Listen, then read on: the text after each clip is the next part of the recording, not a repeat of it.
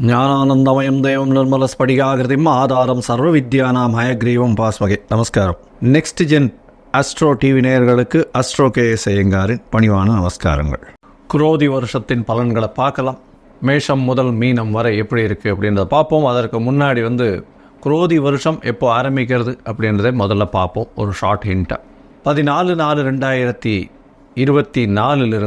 13/4/2025 வரலும் உண்டான நாட்கள் அது குரோதி வருஷம் அப்படின்னு சொல்லக்கூடியது. தமிழ் ஆண்டுகளில் 38வது ஆண்டாக இந்த குரோதி வருஷம் வருது. சோபகிருத வருஷத்துக்கு அடுத்தது குரோதி வருஷம். இந்த வருஷம் பேர் குரோதி வருஷம் அப்படின்னு பேர். இந்த வருஷத்தில் பார்த்தேனால் செவ்வாய் பகவான் ராஜாவாகவும் சனி பகவான் மந்திரியாகவும் வர்றார். தானியாதிபதி சந்திர பகவான் வர்றது பெரிய விசேஷம். இதன் மூலியமாக பார்த்தேன்னா நல்ல ஒரு ஏற்றங்கள் இருக்கக்கூடிய காலகட்டம். சரி, இந்த வருஷத்தினுடைய ஆரம்ப நாளில் இருக்கக்கூடிய கிரகங்கள் எப்படி இருக்குதுன்னு பார்ப்போம். இந்த வருஷம் ஆரம்பிக்கிறது ஞாயிற்றுக்கிழமை, சஷ்டி திதியில் ஆரம்பிக்கிறது. சஷ்டி விரதமும் அன்னைக்கு ஆதிரை நட்சத்திரம்னு சொல்லக்கூடிய திரு ஆதிரை அப்படின்னு திரு என்ற உயர்ந்த அடைமொழி கொண்ட நட்சத்திரமான திருவாதிரையில் வருது. இந்த மாதம் பார்த்தலையானால் சித்த யோகத்தில் ஆரம்பிக்கிறது. இந்த வருஷத்தினுடைய கோல்சாரம் என்ன அப்படின்றத முதல்ல பார்ப்போம். இந்த வருஷம் ஆரம்பிக்கும் பொழுது கோல்சாரம்னு சொல்லக்கூடியது மேஷ ராசி, காலபுருஷ தத்துவத்தின் முதல் ராசியான மேஷ ராசியில் சூரியனும் குருவும் இருக்க. 6ஆம் இடம்னு சொல்லக்கூடிய கன்னியில் கேது பகவான், சனி செவ்வாய் கும்பத்திலையும், புதன் ராகு மற்றும் சுக்கிரன் மீனத்தில் இருக்கிறது ரொம்ப விசேஷம். இந்த வருஷ பலன்கள் பார்க்கும் பொழுது பொதுவாகவே வருஷ பலன்கள்னு சொல்லக்கூடியது மெதுவாக செல்லக்கூடிய கிரகமான குரு, சனி மற்றும் ராகு கேதுவினுடைய இருக்கும் இடத்தை வைத்தும் பெயர்ச்சியை வைத்தும் சொல்லக்கூடிய விஷயம். இந்த வருஷம் பார்த்தாலேயானால் ஒரே ஒரு பெயர்ச்சி, அதாவது பெரிய கிரகங்கள் ராஜ கிரகங்கள்னு சொல்லக்கூடிய குரு பகவான் மட்டும்தான் மேஷத்திலிருந்து ரிஷபத்துக்கு போகிறார். அதை தவிர பெரிய மாற்றங்கள் எதுவுமே இல்லை. சனி பகவான் வக்ரகதி அடைகிறார். அது ஒரு 4-4.5 மாதம், 6ஆம் மாதம் ஜூன் மாதத்திலிருந்து 11ஆம் மாதம் வரணும் இருக்கார். அதாவது ஒரே ராசியிலேயே சதய நட்சத்திரம் 3ஆம் பாதத்திலிருந்து 1ஆம் பாதம் திருப்பி 1ஆம் பாதத்திலிருந்து வக்கரக நிவர்த்தி ஆகிடுறார். குரு பகவானும் வக்கரகதி அடைகிறார்.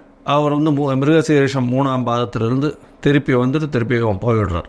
அதாவது ரிஷபத்துக்குள்ளேயே வக்கரகதி அடைஞ்சு குரு பகவான் நல்லபடியாக போகிறார். இந்த வருஷம் பார்த்தாலேனால் ரியல் எஸ்டேட் பிஸ்னஸில் பெரிய அமோக ஏற்றம் இருக்கக்கூடிய காலகட்டமாக இருக்குது. செவ்வாய்க்கு உண்டான காரகத்துவங்கள் அத்தனையுமே பெரிய ஏற்றம் கிடைக்கும். நெருப்பு சம்பந்தப்பட்ட அதை தவிர சமையல் கலை வல்லுநர்களுக்கு பெரிய ஏற்றம் இருக்கும். இம்போர்ட் எக்ஸ்போர்ட் பிஸ்னஸ், ஏன்னா சுக்கிரனும் உச்சத்தில் இருக்கிறதுனால இம்போர்ட் எக்ஸ்போர்ட் பிஸ்னஸ் பெரிய ஏற்றத்தை கிடைக்கக்கூடிய காலகட்டம். ஏன்னா ராகு பகவான் 12ஆம் இடத்துல இருக்கார். அதுவும் மீன ராசியில் இருக்கிறது. இம்போர்ட் எக்ஸ்போர்ட் பிஸ்னஸில் பெரிய ஏற்றம் கிடைக்கக்கூடிய காலகட்டமாக இருக்கும். நம்மளுடைய இந்தியாவின் இதுவை பொறுத்தவரையும் பார்த்தாலேனால் எல்லா வித முயற்சிகளிலும் வெற்றி பெறக்கூடிய வாய்ப்புகள் உண்டு.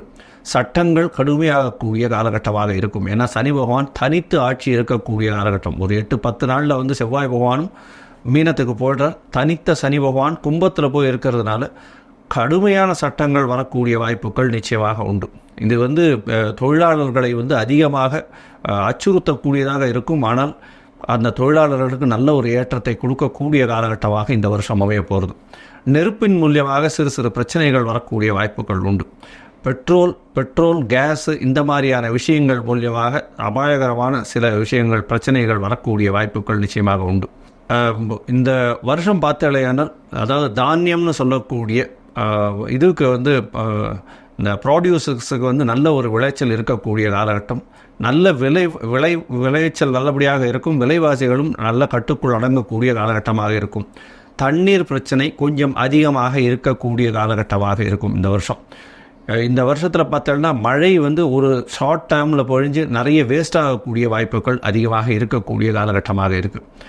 இந்த வருஷத்தில் பார்த்தோம்னா இந்த குரு பகவான் 3ஆம் இடத்துல, அதாவது ராசிக்கு 2ஆம் இடத்துல இருக்கிறதுனால, அதாவது ரிஷபத்தில் போய் இருக்கிறது அந்த அளவு விசேஷம் கிடையாது. அதனால் தங்கத்தின் விலை சற்று இறங்கக்கூடிய வாய்ப்புகள் உண்டு. ஷேர் மார்க்கெட் ப்ரைஸஸும் டவுன் ஆகக்கூடிய வாய்ப்புகள் நிச்சயமாக இருக்கும். இந்த வருஷத்தில் ஷேர் மார்க்கெட் இந்த 72,000 அந்த ரேஞ்சிலேயே மூவ் ஆகிட்டே இருக்கும். ஷேர் மார்க்கெட்ஸில் சில பிரச்சனைகள், சில தேவையற்ற விஷயங்கள், தவறுகள் நடக்கக்கூடிய வாய்ப்புகள் மிகவும் அதிகமாக இருக்கும். பொதுவாக இந்த வருஷம் பார்த்தோம்னா இந்தியாவுக்கு நல்ல ஒரு ஏற்றத்தை கொடுக்கக்கூடிய வருஷமாக இருக்கக்கூடும். இந்த நெருப்பு விஷயத்தில் பிரச்சனைகள் இருக்கும். அதை தவிர ரியல் எஸ்டேட்டில் நல்ல ஒரு ஏற்றம் இருக்கும். ரியல் எஸ்டேட்டை தவிர செங்கல், மண், ஜல்லி இதெல்லாம் விளையேறக்கூடிய காலகட்டமாக இருக்கும். தானியங்கள் அதிகமாக விளையக்கூடிய காலகட்டமாக இருக்கும். சிறிதளவு தண்ணீருக்கு பற்றாக்குறை இருக்கக்கூடிய காலகட்டமாக இருக்கும். இந்த வருஷத்தில் மேஷம் முதல் மீனம் வரை எப்படி இருக்குது அப்படின்றத பார்ப்போம், ஒரு ராசியாக. அதற்கு முன்னாடி என்னுடைய மொபைல் நம்பர் கீழே ஸ்க்ராலிங்கில் போயிட்டு இருக்கும். உங்களுக்கு தேவைப்பட்டது ஏன்னால் எனக்கு ஒரு ஃபோன் பண்ணுங்க அஸ்ட்ராலஜிக்கல் கன்சல்ட்டுக்கு. என்னுடைய உங்களுடைய date, time, place of birth இதை நீங்கள் அனுப்பிச்சிங்களே, ஏன்னா உங்களுடைய நேம் as well as உங்களுடைய பேரண்ட்ஸ் நேமோடு அனுப்பிச்சிங்கன்னா என்னுடைய கட்டணம் என்னன்றதை தெரிவிக்கிறேன். உங்களுடைய ஜாதகத்தை போட்டு அதில் ராசி சந்தி, நட்சத்திர சந்தி, பாத சந்தி ஏதாவது இருக்கான்றதை பார்த்து, லக்ன சந்தி இருக்கான்றதையும் பார்த்து, உங்களுடைய ராசி என்ன அப்படின்றத பார்த்து, லக்னம் என்னன்றதையும் பார்த்து, உங்களுடைய தசாபுக்தி அந்தரம் சூக்ஷ்மம் எப்படி இருக்குன்றதை பார்த்து, அதற்கு பிறகு இன்றைய கோல்சார பிரகாரம் நல்ல ஏற்றத்தில் இருக்கிறதா, என்ன எளிய பரிகாரம் செய்ய முடியும் அப்படின்றதையும் சொல்கிறேன். இப்பொழுது மேஷம் முதல் மீனம் வரை 14/4/2024 13/4/2025 வரலும் உண்டான குரோதி வருஷத்தின் பலன்களை ஒன்றொன்னா பார்க்கலாம். துலாம், சித்திரை, சுவாதி, விசாகம் இந்த 3 நட்சத்திரம் 9 பாதங்களை கொண்ட ராசியின் அதிபதி அப்படின்னு சொல்லக்கூடிய சுக்கிர பகவான். இந்த வருஷம் பார்த்தேன்னா குரோதி வருஷத்தில் ராசியின் அதிபதி 6ஆம் இடத்தில் உச்சம் பெற்று இருக்கக்கூடிய காலகட்டம். ராகுவோட சம்பந்தம், நல்ல ஒரு ஏற்றம் கிடைக்கக்கூடிய காலகட்டம். எதிராளிகள் அற்ற நிலை இருக்கும். எந்த ஒரு விஷயத்திலும் வெற்றி நிச்சயம். படிக்கக்கூடிய மாணவ மாணவியர்களுக்கெல்லாம் நல்ல ஒரு ஏற்றம் கிடைக்கக்கூடிய காலகட்டமாக இருக்குது. புதிய வேலை கிடைக்கக்கூடிய வாய்ப்புகள் அதிகம். புதிய ப்ராஜெக்ட்ஸ் சைன் பண்ணக்கூடிய, அதாவது கலைத்துறையில் இருக்கிறவா ப்ராஜெக்ட் சைன் பண்ணக்கூடிய வாய்ப்புகள் அதிகம். இந்த துலா ராசியில் இருக்கிறவாளுக்கு பார்த்தடையானால், அதுவும் வெள்ளித்திரை, சின்னத்திரையில் இருக்கிறவாளுக்கெல்லாம் பெரிய ஏற்றம் கிடைக்கும். ஆர்ட் டைரக்டர்ஸ் நல்லபடியாக இருக்கக்கூடிய, சிஜி அதாவது கம்ப்யூட்டர் கிராஃபிக்ஸ் பண்ணுறவாளுக்கு புதிய ஆப்பர்ச்சுனிட்டிஸ் கிடைக்கக்கூடிய வாய்ப்புகள் நிச்சயமாக உண்டு. பால் பதனிடக்கூடிய இது தொழிலில் இருக்கிறவங்க, பாலிலிருந்து வரக்கூடிய பை ப்ராடக்ட்ஸ்ன்னு சொல்லக்கூடிய பன்னீர், கீ இந்த மாதிரியான விஷயங்கள் பெரிய ஏற்றத்தை கொடுக்கும். அந்த தொழிலில் இருக்கிறவாளுக்கு பெரிய ஏற்றம், மாற்றம் கிடைக்கும். இந்த வருஷம் பார்த்தேன்னா இந்த நூலாடைகள், பின்னலாடைகள், அது தவிர கார்மெண்ட் இண்டஸ்ட்ரி, கார்மெண்ட் ஃபேக்ட்ரி வச்சிருக்கிறவாளுக்கு, இந்த துளாராசிக்காரர்களுக்கு பெரிய ஏற்றம் கிடைக்கக்கூடிய காலகட்டம். உடல் நலத்தில் நல்ல ஒரு ஏற்றம் இருக்கும். உங்களுடைய ராசிக்கு பார்த்தோம்னா பொதுவாகவே இந்த வருஷ கிரகம்னு சொல்லக்கூடிய குரு, ராகு, கேது, சனி பகவான் இவர்களுடைய பயிற்சிகள், மூமெண்ட்ஸை வச்சு தான் இந்த வருஷத்தினுடைய பலன்கள் சொல்லும். உங்களுக்கு சனி பகவான் 5ஆம் இடத்துல ஆட்சி பெற்று போயிருக்கிறது பெரிய விசேஷம். குழந்தை பிராப்தி ஏற்படக்கூடிய காலகட்டமாக இந்த வருஷம் அமையிறது. புதிய பதவி, புகழ், அந்தஸ்து, கௌரவம். ஏன்னா சனி பகவான் உங்களுடைய மிகப்பெரிய யோகர். அதனால் 5ஆம் இடத்துல அவர் ஆட்சி பலம் பெற்றிருக்கிறதும், 5ஆம் இடத்துல திரிகோணத்தில் போய் இருந்து அவர் கும்பத்திலேயே திரிகோணம் பெற்று இருக்கிறது பெரிய விசேஷத்தை கொடுக்கும். அதன் மூலியமாக பார்த்தடையானால் குழந்தை பிராப்தி இல்லாதவர்களுக்கு குழந்தை பிராப்தி ஏற்படக்கூடிய பாக்கியம் நிச்சயமாக உண்டு. உங்களுக்கு பதவி, புகழ், அந்தஸ்து, கௌரவம்லாம் புதுசாக வரக்கூடிய வாய்ப்புகள் உண்டு. எந்த ஒரு ப்ரமோஷன் வரக்கூடிய, அதாவது வேலையில் ப்ரமோஷன் வரக்கூடிய வாய்ப்புகள் உண்டு. 6ஆம் இடத்தில் இருக்கக்கூடிய ராகு வெளிநாடு, வெளியூர், வெளிமாநிலம் செல்லக்கூடிய வாய்ப்புகள் நிச்சயமாக கொடுப்பான். போட்டித் தேர்வுகளில் எல்லாவற்றிலும் வெற்றி பெறக்கூடிய வாய்ப்புகள் இருக்கும். முயற்சிகள் அனைத்திலும் வெற்றி பெறக்கூடிய வாய்ப்புகள் நிச்சயமாக இந்த வருஷம் உண்டு. உங்களுடைய ராசிக்கு பணவரவிற்கு பஞ்சம் இருக்காது. ஏன்னா குரு பகவான் ராசிக்கு 8ஆம் இடத்துல போய் மறைந்தாலும் உங்களுடைய ராசியின் 12ஆம் இடத்தையும் ராசிக்கு 2ஆம் இடத்தையும் பார்க்கறதுனால பணவரவிற்கு பஞ்சம் இருக்காது. 12ஆம் இடத்தில் இருக்கக்கூடிய கேதுவையும் குரு பகவான் பார்க்கறதுனால உங்களுடைய சொந்த ஊர் கோவிலுக்கு போயிட்டு வருவீங்க. சொந்த ஊர் கோவிலில், அதாவது இந்த முனீஸ்வரன் இந்த மாதிரியான காவல் தெய்வங்களுக்கும் சரி, அதை தவிர உங்களுடைய சொந்த ஊரில் இருக்கக்கூடிய இந்த பத்ரகாளி அந்த மாதிரியான கால பைரவர்கள், அந்த மாதிரியான கடவுளுக்கு படையல்கள்லாம் போடக்கூடிய காலகட்டமாக இந்த வருஷம் அமையிறது.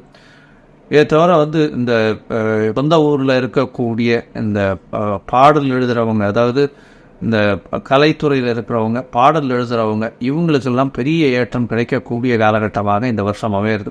இந்த வருஷத்தில் பார்த்தோம்னா சனி பகவான் ஆட்சி பெற்று உச்சம் பெற்று மூல திரிகோணத்தில் இருக்கிறது பெரிய விசேஷம். எல்லா விதமான முயற்சிகளிலும் உங்களுக்கு நிச்சயமாக வெற்றி உண்டு. அது தவிர ராகு பகவான் 6ஆம் இடத்துல இருக்கிறதன் மூலியமாக எதிரிகள் அற்ற நிலை, எந்த ஒரு விஷயத்திலும் உங்களுக்கு நீங்கள் வெற்றிகள் நிச்சயமாக கிடைக்கக்கூடிய காலகட்டமாக இந்த துளாராசிக்காரர்களுக்கு இருக்குது. உங்களுடைய ராசிக்கு பார்த்தீங்கன்னா இந்த உங்களுடைய ராசியில் பார்த்தீங்கன்னா இந்த பின்னலாடை பின்னுறவங்க, அதை தவிர பால் பதனிடுறவங்க, இவங்களுக்கெல்லாம் பெரிய ஏற்றம் கிடைக்கும். லைட்டு இந்த லைட் ஃப்ளோரசன்ட் லைட்டு, அதை தவிர இந்த அந்த வைரம் விற்கிறவங்க, நகாசு வேலைகள் செய்யக்கூடியவர்கள், டாப் சர்ஜன்ஸு, ஃபேஷியோ மாஸ்குலரி சர்ஜன் சொல்லக்கூடிய முகத்தில் அடிபட்டதுன்னா அதெல்லாம் சரி பண்ணக்கூடிய டாக்டர்ஸு, இவங்களுக்கெல்லாம் பெரிய ஏற்றம் கிடைக்கக்கூடிய காலகட்டமாக இருக்கக்கூடும். இந்த வருஷத்தில் நீங்கள் ஒரு யோகி, அந்த மாதிரியான உங்களுடைய துறவரம் ஏற்ற ஒரு முனிவர் இல்லைன்னா யோகி, இந்த மாதிரியான ஆசிரமத்துக்கு போயிட்டு வர்றதன் மூலியமாக உங்களுக்கு ஒரு நல்ல ஏற்றம் கிடைக்கக்கூடிய வருஷமாக இந்த வருஷம் அமையிறது. இந்த வருஷத்தில் பார்த்தலையானால் வக்ரகதி பெற்ற சனி பகவான் 6ஆம் மாதத்துலேருந்து 11ஆம் மாதம் 5ஆம் இடத்துலேயே இருக்குது. அதனால் ஒரு பெரிய மாற்றங்கள் உங்களுக்கு நிகழப்போகிறதில்லை. இந்த வருஷம் மொத்தமே பெரிய ஏற்றத்தை கொடுக்கக்கூடிய காலகட்டமாக இந்த வருஷம் அமையிறது. இது நீங்கள் அருகில் இருக்கக்கூடிய பெருமாள் கோயிலில் தாயாருக்கு அவசியமாக பால் அபிஷேகம் பண்ணுறதுக்கு கொடுத்துட்டு வாங்கும். ஒரு நல்ல ஏற்றம் கிடைக்கக்கூடிய காலகட்டமாக இருக்கும். அதை தவிர வீட்டில் பால் பாயசம் பண்ணி சாப்பிடுவோம். வெள்ளிக்கிழமை நல்ல ஒரு ஏற்றம் கிடைக்கக்கூடிய காலகட்டமாக இருக்கும். மொச்சை பயிர் தானமாக கொடுங்க. வெள்ளை ஆடை தானமாக கொடுங்க. உங்களுக்கு இந்த வருஷம் பெரிய ஏற்றத்தை கொடுக்கக்கூடிய காலகட்டமாக அமையப்போவேன். லோகா சமஸ்தா சுகினோ பவந்து. நன்றி, நமஸ்காரம்.